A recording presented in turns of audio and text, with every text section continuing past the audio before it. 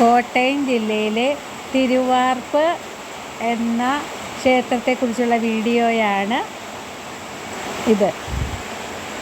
ഇന്ത്യയിൽ ആദ്യമായി നട തുറക്കുന്ന ക്ഷേത്രമാണ്.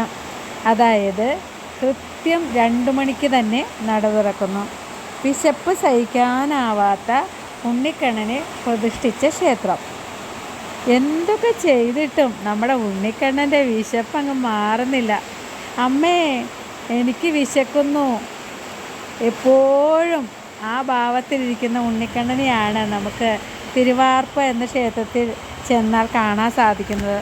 കോട്ടയം ജില്ലയിൽ നിന്നും 7 കിലോമീറ്റർ ദൂരത്താണ് ഈ ക്ഷേത്രം സ്ഥിതി ചെയ്യുന്നത്.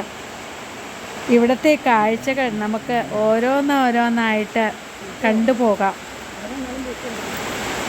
എല്ലാ ക്ഷേത്രങ്ങളിലെയും പോലെയല്ല ഇവിടുത്തെ വിശേഷങ്ങൾ. കൃത്യത തന്നെയാണ് ഈ അമ്പലത്തിലുള്ളത്. കൃത്യം 2 മണിക്ക് തന്നെ പള്ളി ഉണർത്ത്. ഭാരതത്തിൽ പല ക്ഷേത്രങ്ങളെടുത്താലും അതിൽ നിന്നെല്ലാം വ്യത്യസ്തമാണ് ഇവിടുത്തെ കാര്യങ്ങൾ. 4 കരങ്ങളോട് കൂടിയ ശ്രീകൃഷ്ണൻ്റെ വിഗ്രഹമാണ് ഇവിടെ നമുക്ക് കാണാൻ സാധിക്കുന്നത്. ക്ഷേത്രത്തിൽ നമ്മൾ അകത്തേക്ക് കയറുമ്പോൾ ഒരു മഴുവിൻ്റെ ചിത്രം കാണാൻ സാധിക്കും. അതായത് അത് സൂക്ഷിച്ചിരിക്കുന്നത് നമുക്ക്